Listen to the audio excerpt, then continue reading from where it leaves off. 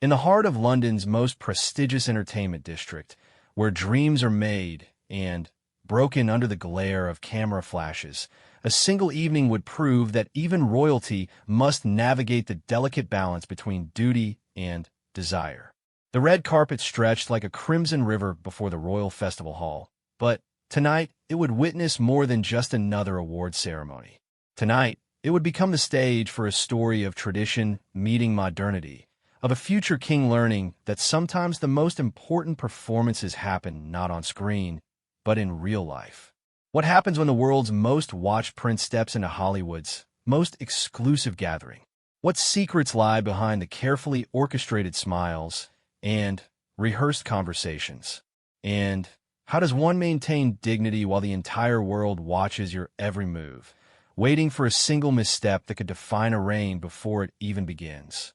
This is the untold story of one magical evening that would challenge everything the royal family thought they knew about public perception, personal connections, and the price of being perpetually in the spotlight.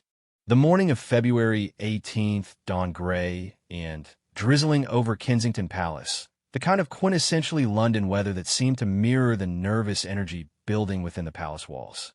Prince William stood at his bedroom window, watching raindrops race down the glass while his mind wandered to the evening ahead. In just 12 hours, he would be walking the red carpet at the British Academy of Film and Television Arts Awards, an event that had become as much about his presence as it was about celebrating cinematic excellence. His private secretary, James Morrison, knocked softly before entering with a steaming cup of Earl Grey and the morning schedule. Morrison was a man in his early 40s who had served the royal household for nearly a decade, understanding the intricate dance between protocol and public relations better than most politicians understood their own policies. His graying temples and perpetually serious expression masked a sharp wit and genuine affection for the prince he served. William accepted the tea gratefully, savoring the familiar ritual that grounded him before public appearances. The schedule Morrison placed on the mahogany writing desk was color-coded and precise down to the minute. Hair appointment at 11, final fitting for his dinner jacket at noon, briefing with the communications team at 2, and departure for the Royal Festival Hall at 6 sharp. The guest list has been finalized, Morrison said, settling into the leather chair across from William. Dame Helen Mirren will be presenting the Fellowship Award, and there are rumors that several American A-listers flew in specifically for tonight's ceremony. The press is particularly interested in your interactions with the Hollywood contingent. William nodded, understanding the subtext. Every conversation he would have tonight would be analyzed, photographed, and dissected by tabloids and social media influencers alike. The art of being royal in the 21st century required the diplomatic skills of a seasoned ambassador combined with the performance abilities of the very actors he would be celebrating. The prince's daily routine had been carefully constructed over years of public service. Unlike his younger brother Harry, who had always chafed against the constraints of royal protocol, William had learned to find freedom within structure. His morning run through Kensington Gardens was both exercise and meditation, a chance to clear his mind before facing the day's obligations. As he laced up his running shoes, Catherine appeared in the doorway, already dressed for her own busy schedule of charitable engagements. The Duchess of Cambridge had her own relationship with the entertainment industry, though hers was more carefully managed and deliberately limited. Tonight, she would be attending a different function, leaving William to navigate the BAFTA waters alone. "Remember to actually enjoy yourself," she said, adjusting his collar with the easy intimacy of a partnership forged in the public eye. "You always look like you're concentrating so hard on being perfect that you forget people want to see you having fun."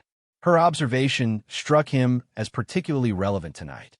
The BAFTA Awards had evolved into something more complex than a simple ceremony.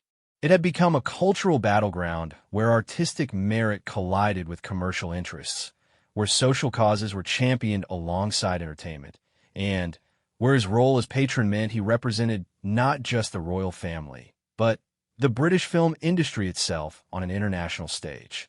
The morning briefing with his communications team took place in the palace's small conference room, where walls lined with portraits of his ancestors seemed to watch over discussions of hashtag strategies and photo opportunities. Sarah Chun, his press secretary, spread out a collection of newspapers and tablet screens showing social media feeds from around the world. The international press is already positioning tonight as a major cultural moment, Chin explained, her fingers dancing across her tablet screen as she pulled up articles from entertainment magazines and serious broadsheets alike. The American outlets are particularly focused on the crossover between British royalty and Hollywood glamour. We need to be prepared for questions that go beyond simple pleasantries about the nominated films. Williams studied the headlines, noting how his name appeared alongside those of nominated actors and directors. The strange reality of modern royalty was that he had become a celebrity in his own right, his attendance at events often generating more media coverage than the events themselves. It was a responsibility he had never asked for, but had learned to wield carefully. His stylist arrived shortly after lunch, bringing with her an array of dinner jackets and accessories that had been selected with military precision. Amanda Foster had dressed everyone from prime ministers to pop stars, but she understood that dressing a future king required a different kind of expertise altogether. The goal was not to make him stand out, but to ensure he looked effortlessly appropriate while allowing his personality to shine through. We want classic elegance with a subtle nod to contemporary style, Amanda explained as she held up different bow tie options. Something that will photograph beautifully, but won't date the pictures in 20 years. Your children will see these photos someday. The reminder of his children brought William back to the fundamental tension of his position. Every public appearance was simultaneously about the present moment and the historical record. He was not just attending an awards ceremony. He was creating artifacts that would be studied by future historians trying to understand how the monarchy adapted to the digital age. As afternoon shadows lengthened across the palace grounds, William found himself in his study, reviewing briefing notes about the evening's nominees. His staff had prepared detailed information about each film, its cultural significance, and its commercial performance. But he also spent time watching clips and reading reviews, wanting to engage authentically with the artists he would meet. The BAFTA Awards had special significance for him beyond his role as patron. They represented British creativity at its finest, showcasing the island nation's outsized influence on global culture. From the Beatles to Shakespeare, from James Bond to Harry Potter, Britain had always punched above its weight in entertainment. Tonight's ceremony would celebrate that tradition while looking toward its future. His final preparation ritual was perhaps the most important, a quiet moment alone in his private chapel, where he could center himself before stepping into the public arena. It was not about seeking divine intervention for the evening ahead, but about remembering the deeper purpose behind all the pageantry. His role was to serve, to represent something larger than himself, and to carry forward a 1,000-year tradition of public service. The palace was unusually quiet as evening approached. Most of the staff had gone home, leaving only the essential security personnel and the small team who would accompany him to the ceremony. The silence felt pregnant with possibility, as if the very walls understood that tonight would be different somehow. At 5:30, William stood before his full-length mirror, adjusting his white bow tie one final time.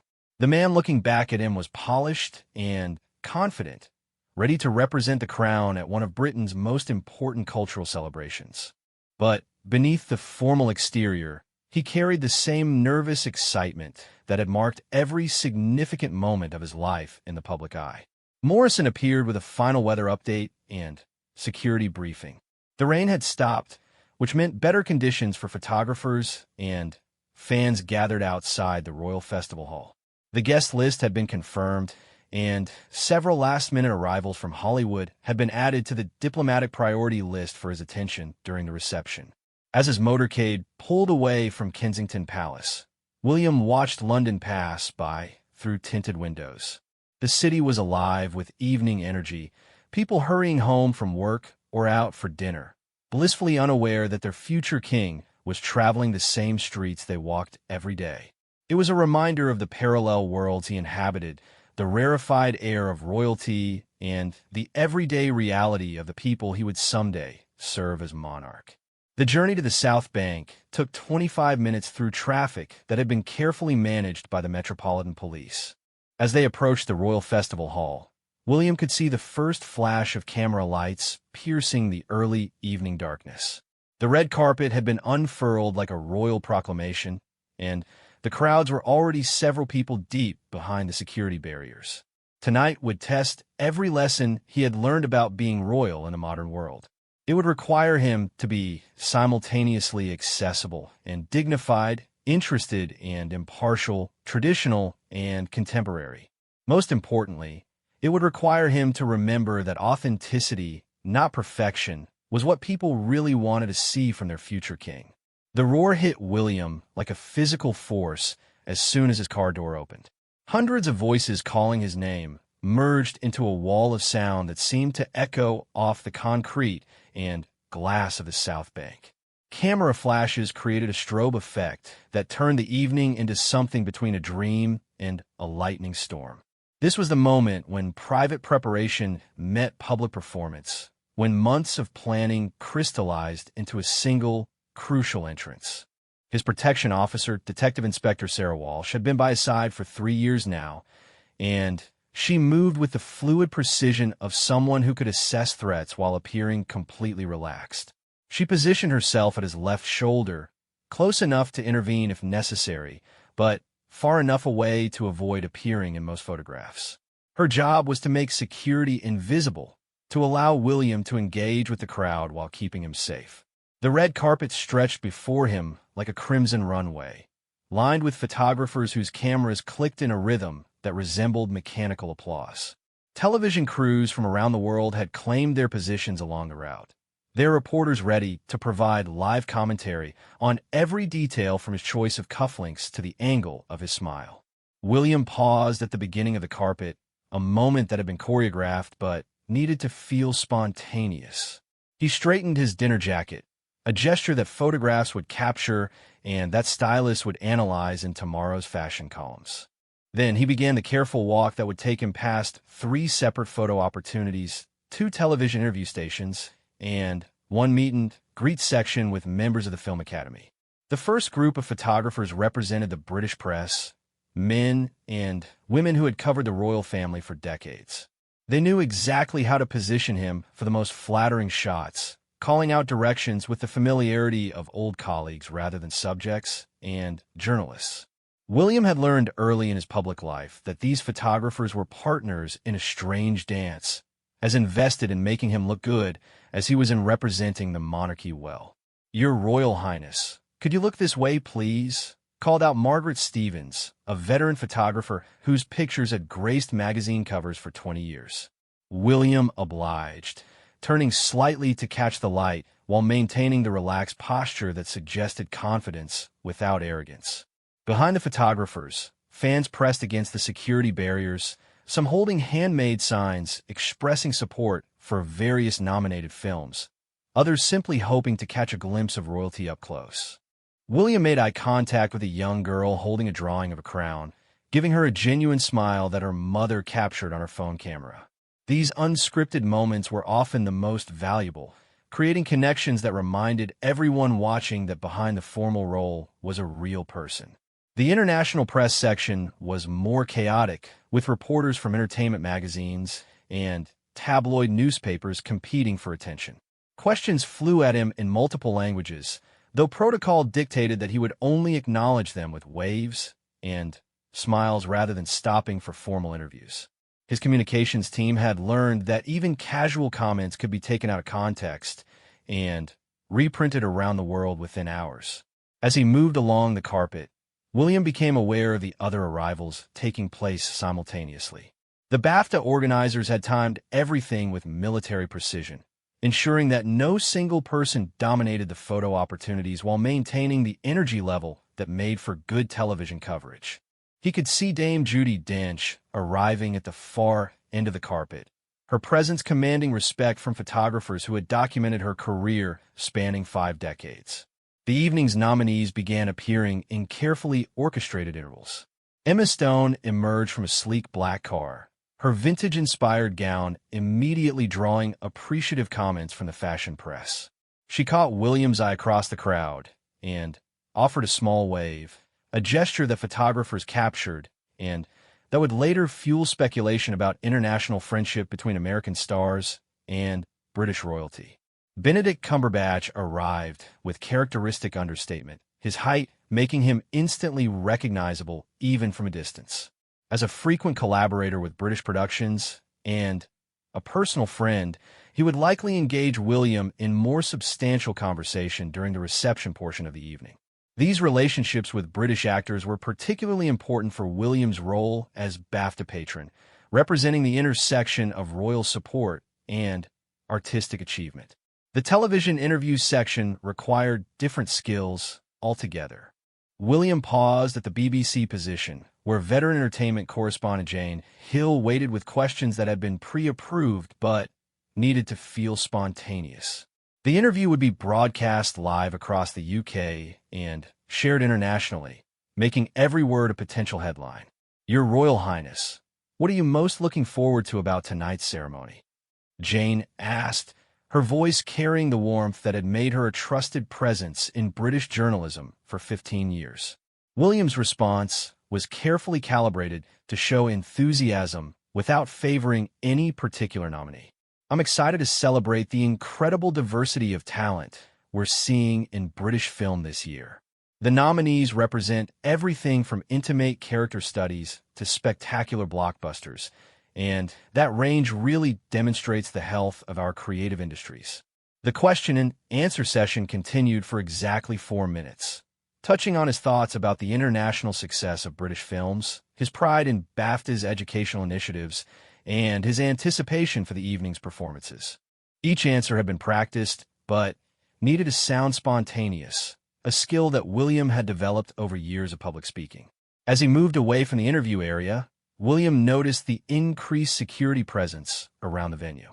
Tonight's guest list included several high-profile American actors whose presence required coordination with private security firms and international protection protocols. The Metropolitan Police had worked for weeks to ensure that everyone could enjoy the evening while maintaining appropriate safety measures. The meet and greet section brought William face-to-face with BAFTA members who represented every aspect of the film industry. There was Marcus Johnson, a sound engineer whose work on British independent films had earned international recognition, but rarely brought him into contact with royalty. His nervousness was endearing and genuine, a reminder that for many people in the creative industries, tonight represented the pinnacle of professional recognition.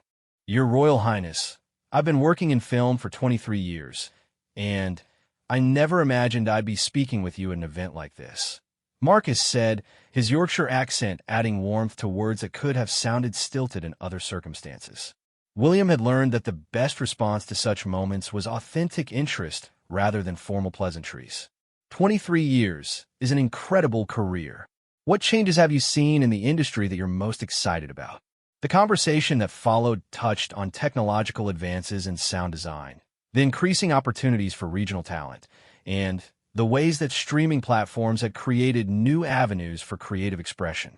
It was exactly the kind of substantive discussion that reminded William why his patronage mattered beyond ceremonial appearances.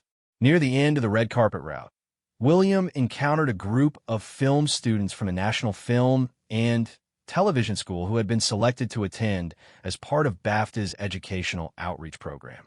These young people represented the future of British cinema, and their energy was infectious even in the formal setting of the award ceremony. Sarah Chun, one of the students, was particularly articulate about her ambitions to become a documentary filmmaker focusing on social justice issues. Her passion reminded William of his own charitable work and the ways that storytelling could drive positive change. Their conversation about the power of film to influence social attitudes was one of the evening's highlights, captured by photographers, but valued by William for its genuine content rather than its publicity value. The final approach to the Royal Festival Hall entrance required William to acknowledge the broader crowd of spectators who had gathered to witness the evening's arrivals. Many had been waiting for hours, some in the rain that had only recently stopped, and their enthusiasm deserved recognition even if individual conversations were impossible. William paused at the rope line, shaking hands and accepting flowers from fans who had traveled from across the country to attend. An elderly woman named Margaret told him she had been following the royal family since his grandmother's coronation, and her presence connected the evening to the longer history of royal patronage of the arts. A young man with Down syndrome named David presented William with a handmade card decorated with film reels and crowns, explaining that he was a huge fan of British movies and had been following the BAFTA awards since childhood. These personal connections were what made public events meaningful beyond their formal purposes, creating moments of genuine human connection amid all the pageantry. As William finally approached the entrance to the Royal Festival Hall, he could see through the glass doors to the reception area where guests were already mingling with glasses of champagne and animated conversations about the evening's potential outcomes. The transformation from public red carpet to private networking would require yet another adjustment, from the performance of arrival to the more subtle diplomacy of relationship building. The BAFTA chairman, Sir Ridley Scott, waited just inside the entrance to greet William personally and escort him through the initial reception period. Scott's presence emphasized the artistic credibility of the organization and William's role in supporting creative excellence rather than simply attending social events. Behind him, the red carpet continued to welcome other guests, but William's arrival had served its purpose. The photographs would appear in newspapers and magazines around the world, the television interviews would be broadcast and shared on social media, and the personal connections made during his walk would strengthen relationships between the royal family and the creative industries. As he crossed the threshold into the Royal Festival Hall, William felt the familiar transition from public performance to private engagement. The next phase of the evening would require different skills, but the foundation laid during his red carpet appearance would influence every subsequent interaction. The careful balance between accessibility and dignity had been successfully maintained, setting the stage for an evening that would blend celebration with diplomacy, tradition with innovation. The transformation from the controlled chaos of the red carpet to the refined atmosphere of the Royal Festival Hall's reception area felt like stepping through a portal into another world. Here, beneath soaring concrete arches softened by elegant lighting and carefully arranged floral displays, the real business of the evening would unfold. This was where relationships were built, deals were discussed, and the future of British cinema was quietly negotiated over glasses of vintage champagne. William moved through the crowd with the practiced ease of someone who had spent his entire life at formal gatherings. Yet each conversation required genuine attention and diplomatic skill. The guest list read like a who's who of international entertainment, but the true art lay in balancing time between established stars and emerging talents, between British industry veterans and visiting Hollywood luminaries. Dame Helen Mirren approached him early in the reception, her presence commanding the kind of respect that comes from decades of extraordinary work. At 76, she moved with the confidence of someone who had conquered every medium from Shakespearean tragedy to action blockbusters, and her relationship with the royal family added layers of complexity to their interaction. "Your Royal Highness, how lovely to see you again," she said, her voice carrying the perfect blend of warmth and formality that characterized her public persona. "I was just speaking with some of the younger nominees about the evolution of British storytelling. They're doing remarkable work." Their conversation meandered through topics that range from the technical innovations transforming filmmaking to the social responsibilities of artists in the digital age. William found himself genuinely engaged with Mirren's observations about how streaming platforms had democratized access to diverse stories while simultaneously threatening the communal experience of cinema-going. "The challenge," Mirren continued, "is maintaining the magic of collective storytelling while embracing new ways of reaching audiences. These young filmmakers understand technology in ways my generation is still learning, but we have experience in crafting narratives that resonate across generations." Nearby, a cluster of nominees from the Best British Film category were engaged in animated discussion about funding challenges and creative freedom. Williams' approach to their group demonstrated one of the most delicate aspects of his role as patron, showing interest in industry concerns while avoiding any appearance of taking sides in commercial or artistic disputes. Tom Hardy, nominated for his lead performance in a gritty London crime drama, greeted William with the easy camaraderie of someone comfortable in any social setting. Hardy's background in both independent and blockbuster films made him an ideal bridge between different segments of the industry, and his perspective on the current state of British cinema was particularly valuable. The great thing about this year's nominees, Hardy explained, is how they represent every scale of filmmaking, from intimate character pieces to massive productions. It shows that British talent can compete at any level, but we're not losing our identity trying to appeal to global markets. The conversation expanded to include Carey Mulligan, whose nuanced performance in a psychological thriller had earned critical acclaim and box office success. Her thoughts on the responsibility of actors to choose projects that contribute positively to cultural conversations added depth to what could have been simple industry networking.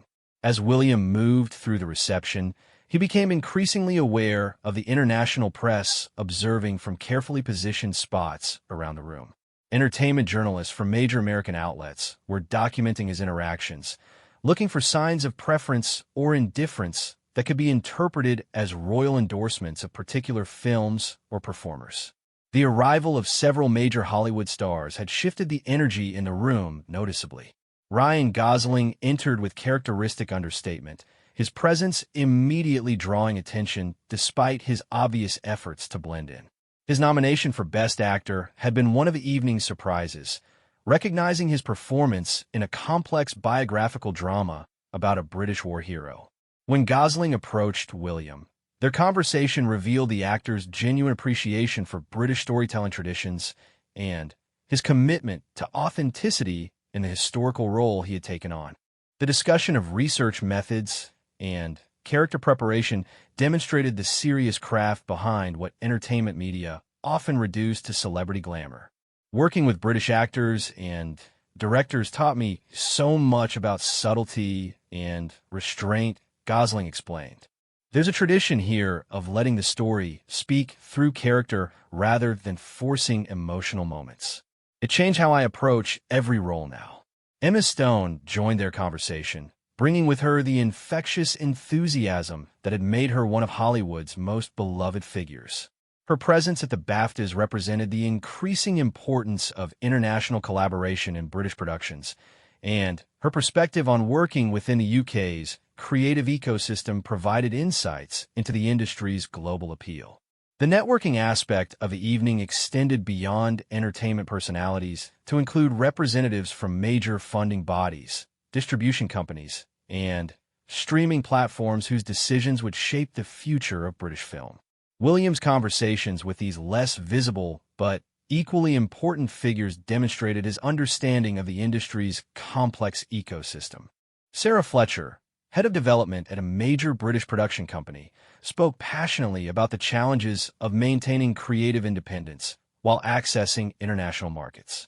Her company had been behind two of the evening's nominated films, and her insights into the balance between artistic vision and commercial viability illuminated one of the industry's central tensions.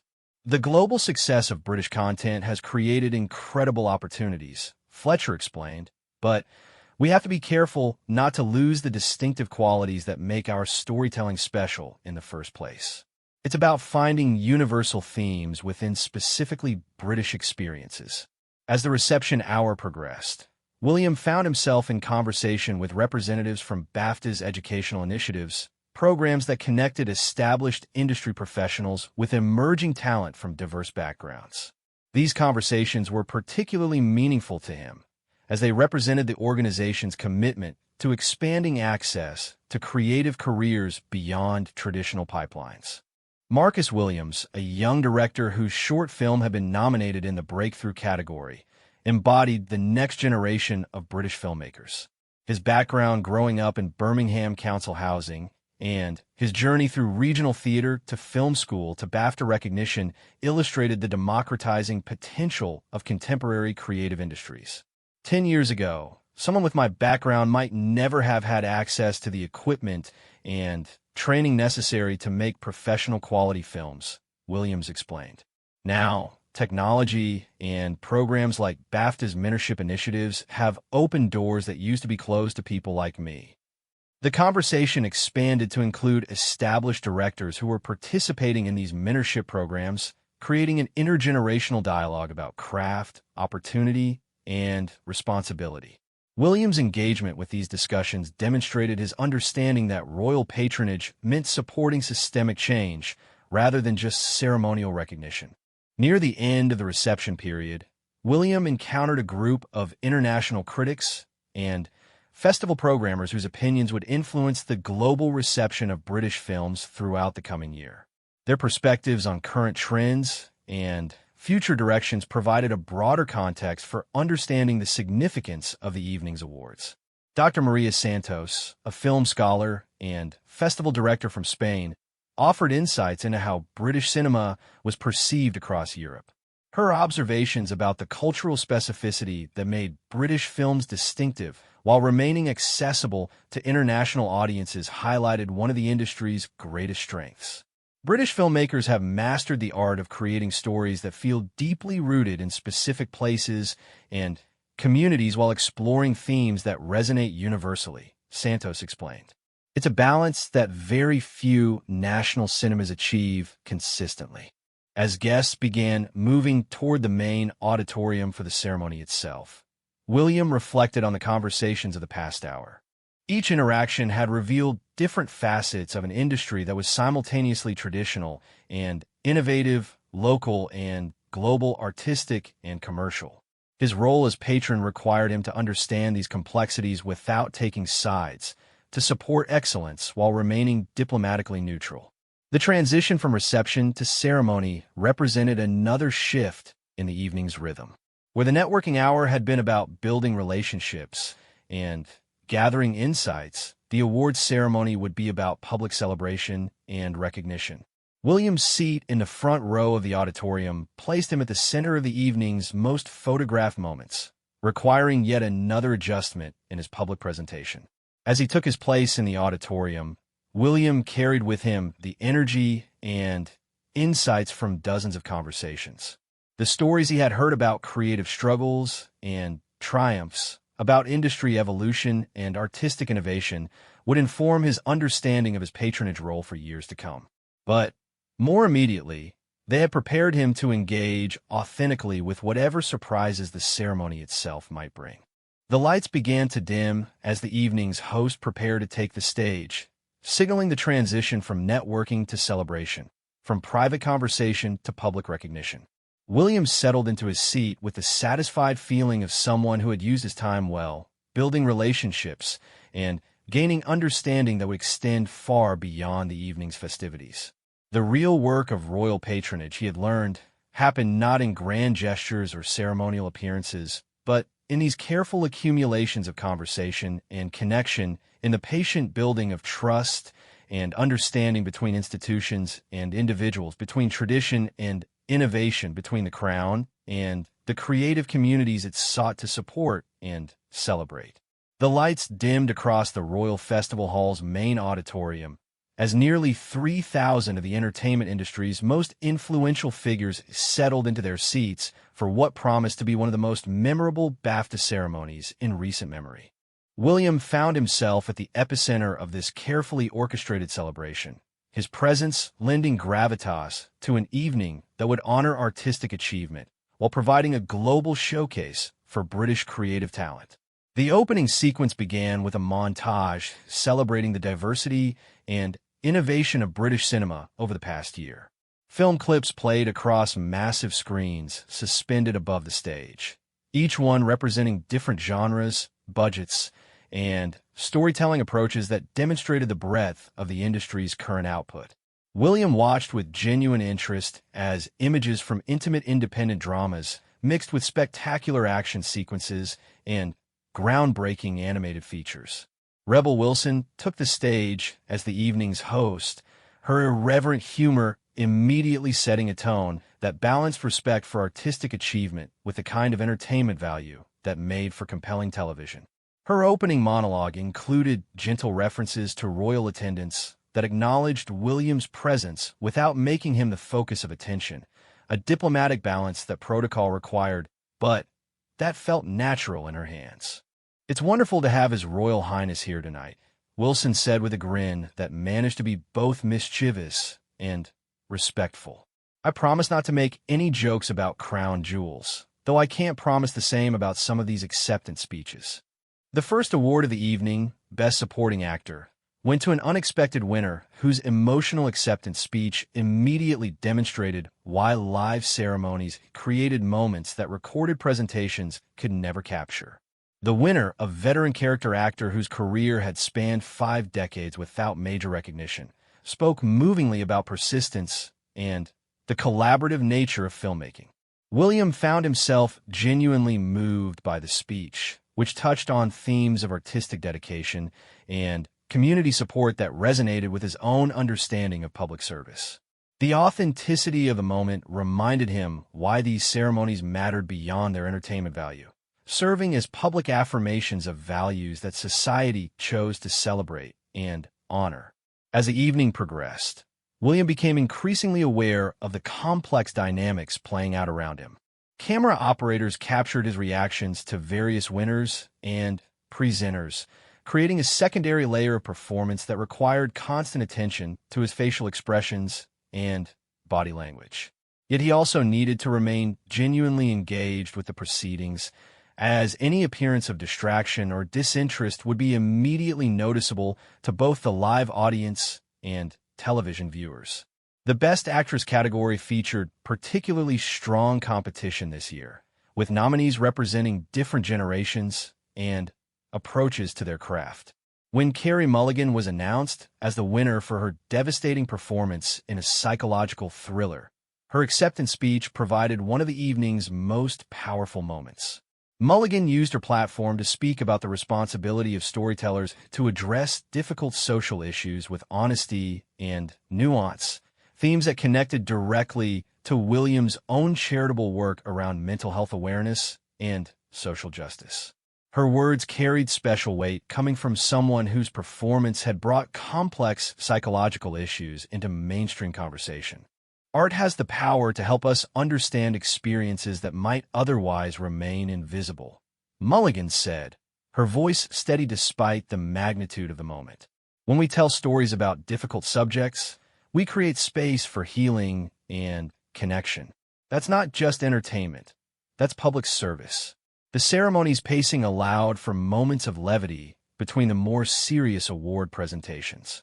Musical performances between major categories featured British artists whose work had been featured in nominated films, creating an integrated celebration of different creative disciplines. A particularly memorable moment came when a young singer-songwriter performed an acoustic version of a song from an animated film, her voice filling the vast auditorium with an intimacy that connected every person in the audience. William's attention was particularly captured by the Technical Achievement Awards, which recognized the behind-the-scenes craftspeople whose work made cinematic magic possible. These categories often received less public attention, but they represented the collaborative spirit and technical innovation that kept British film competitive in global markets. The winner of the Best Cinematography Award, a woman who had spent 15 years working her way up from camera assistant to director of photography, gave a speech that addressed the ongoing efforts to increase diversity in technical roles traditionally dominated by men. Her presence on the stage represented progress, while her words acknowledged how much work remained to be done. During the ceremony's midpoint intermission, William remained in his seat while much of the audience mingled in the lobby areas. This allowed him informal conversations with nearby guests, including several nominees who approached to express appreciation for his support of the arts and to share personal stories about their work. One particularly memorable interaction was with the director of a low-budget British film that had received multiple nominations despite having been made for less than the catering budget of typical Hollywood productions. Her passion for storytelling and Her ingenious solutions to financial constraints illustrated the resourcefulness that had always been a hallmark of British filmmaking. "We shot the entire film in 3 weeks with a crew of 12 people," she explained, her enthusiasm infectious despite the formal setting. "Everyone worked multiple jobs, the actors helped move equipment, and we convinced local businesses to let us film for free in exchange for credits and premiere tickets. It was the kind of collaboration that reminds you why you fell in love with filmmaking in the first place." The presentation of the Outstanding British Film Award created one of the evening's most suspenseful moments, as the 5 nominees represented dramatically different approaches to cinema, while all achieving critical and commercial success. The winner, a film that had tackled contemporary social issues through the framework of a historical drama, exemplified the kind of intelligent, accessible storytelling that characterized the best of British cinema. The winning director's acceptance speech addressed the importance of understanding history to navigate current challenges, themes that resonated particularly strongly with William given his role as a future monarch who would inherit both historical traditions and contemporary responsibilities. The connection between artistic expression and civic engagement, always present in great art, felt especially relevant in the current cultural moment. As the ceremony moved toward its conclusion, the presentation of the Fellowship Award to Dame Helen Mirren created a moment of sustained standing ovation that demonstrated the deep respect she had earned across generations of industry professionals. Her acceptance speech, delivered with the poise and intelligence that had characterized her entire career, served as both personal reflection and industry manifesto.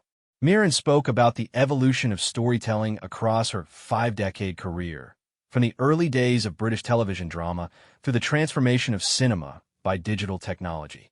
Her perspective on adaptation and reinvention offered lessons that extended far beyond the entertainment industry, touching on themes of resilience and growth that applied to any field facing rapid change. "The essence of storytelling remains constant even as the methods evolve," Mirren observed, her words carrying the authority of lived experience. "We are still trying to understand what it means to be human, to connect across differences, to find meaning in chaos. The tools change, but the mission endures." The final major award of the evening, Best Film, created the kind of dramatic tension that made live ceremonies compelling television. The nominees included everything from an intimate character study made for under £1 million to a spectacular science fiction epic that had employed hundreds of visual effects artists. The diversity of the category reflected the current strength and breadth of British filmmaking. When the winner was announced, a film that had successfully balanced artistic ambition with popular appeal, the acceptance speech touched on themes of collaboration and persistence that had been running through the entire evening. The director thanked not only his immediate creative team, but also the broader infrastructure of support that made British filmmaking possible, from educational institutions to funding bodies to exhibition networks. As the ceremony concluded with a final montage celebrating the year in British cinema, William reflected on the evening's significance beyond its immediate entertainment value. The awards had showcased an industry that was simultaneously honoring its traditions and embracing innovation, supporting established talent while creating opportunities for emerging voices, competing globally while maintaining distinctive cultural identity. The standing ovation that concluded the ceremony felt like a collective affirmation of values that extended beyond entertainment into broader questions of cultural identity and artistic responsibility. William joined in the applause with genuine enthusiasm, his presence serving as both recognition of achievement and endorsement of the industry's continued importance to British cultural life. As guests began moving toward the after-party venues, William prepared for the evening's final phase, where the celebratory atmosphere would continue, but with a more relaxed tone that came after official proceedings had concluded. The ceremony had provided public recognition and celebration, but the lasting relationships and industry developments would continue to evolve in the more intimate settings that awaited. The evening had demonstrated the power of collective celebration to reinforce shared values while honoring individual achievement.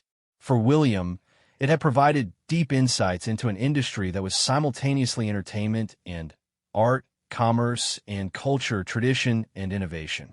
His role as patron had been both fulfilled and enriched by the experience, creating foundations for continued engagement and support. The transformation of the Royal Festival Hall from formal ceremony venue to intimate after-party space happened with remarkable efficiency. Within minutes of the ceremony's conclusion, the main auditorium had been cleared and reset, while the adjoining spaces had been converted into elegant reception areas where winners, nominees, and industry luminaries could continue celebrating in a more relaxed atmosphere. William moved through the after-party with a different energy than he had carried earlier in the evening. The formal responsibilities of his patronage role had been fulfilled, allowing him to engage more personally with the creative community he had come to support and celebrate. The conversations that followed would be more spontaneous, more revealing, and ultimately more meaningful than the carefully choreographed interactions of the red carpet and ceremony. The winner's room buzzed with an electricity that only comes from fresh triumph.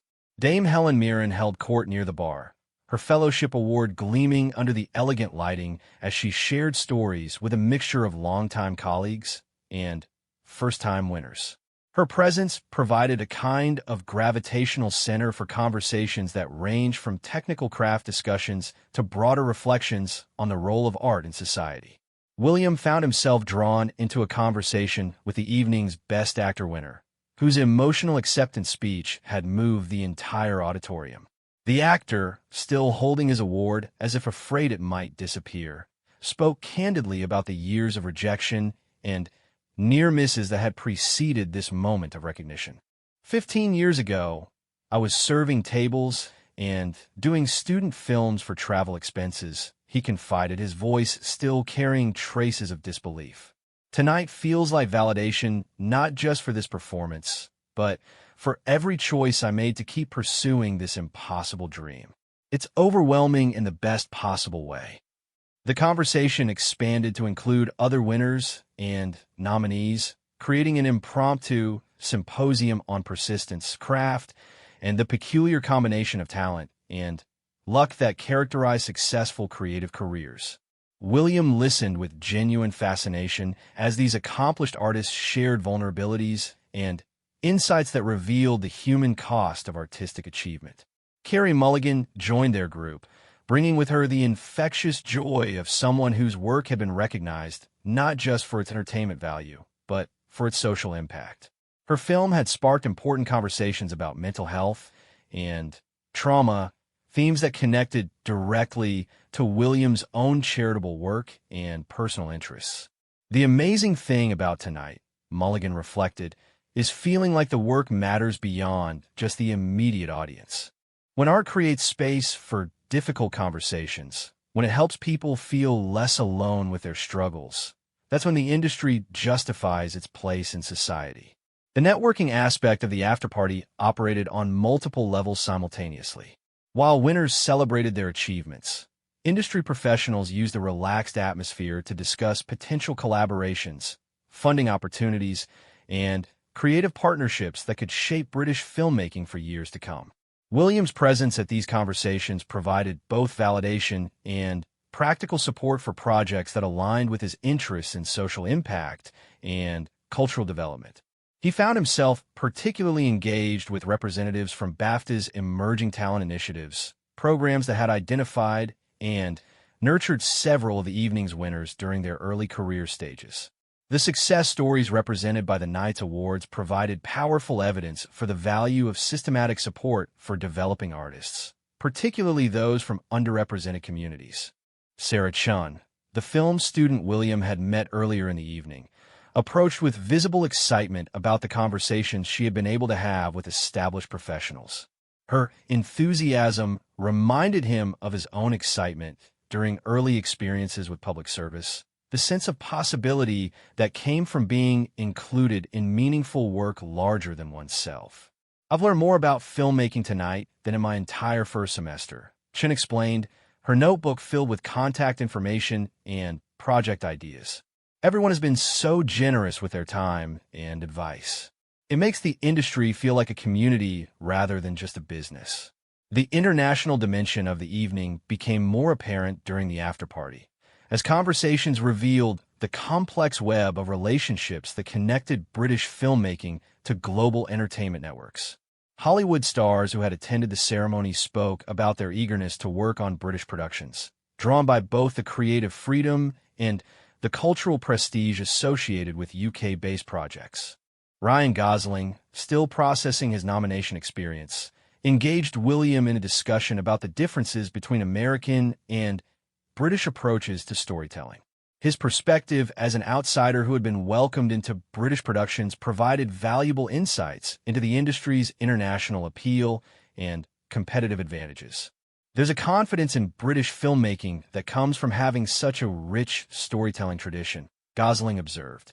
Directors here trust audiences to follow complex narratives and subtle character development. It's incredibly liberating for an actor to work in that environment. Emma Stone contributed her own observations about the collaborative culture she had experienced working with British crews, noting the technical excellence and creative problem-solving that made UK productions particularly rewarding for international talent. Her comments reinforced Williams' understanding of the industry as a significant cultural export and economic asset for the nation. As the evening progressed, William became increasingly aware of the generational dynamics within the celebration. Veteran actors and directors shared space with emerging talents, creating opportunities for mentorship and knowledge transfer that would influence British filmmaking for decades to come. These organic connections represented one of the most valuable aspects of industry gatherings like the BAFTAs. He observed Dame Judi Dench in animated conversation with several young actresses, her legendary generosity with advice and encouragement on full display. Similarly, established directors were sharing practical wisdom about navigating the industry's challenges while maintaining creative integrity, conversations that would influence career decisions and artistic choices long after the evening concluded. The technical award winners clustered in their own corner of the party. Their conversations focused on innovations in cinematography, sound design, and visual effects that were pushing the boundaries of what was possible in film. Williams' engagement with this group revealed the scientific and technological sophistication that underpinned contemporary filmmaking, transforming it from purely artistic endeavor to complex technical achievement. The costume designer who had won earlier in the evening spoke passionately about the research and craftsmanship that went into creating authentic period pieces, her work representing the kind of attention to detail that gave British productions their reputation for excellence. Her collaboration with historians and artisans from traditional crafts demonstrated the interdisciplinary nature of contemporary filmmaking. As midnight approached, the after-party began to wind down, but the conversations continued with the intensity of people who rarely had the opportunity to gather in such numbers. Industry professionals were exchanging contact information, making plans for future collaborations, and building relationships that would extend far beyond the evening's festivities. Williams' final substantial conversation of the night was with Sir Ridley Scott, whose perspective as both BAFTA chairman and legendary filmmaker provided unique insights into the industry's current challenges and future prospects.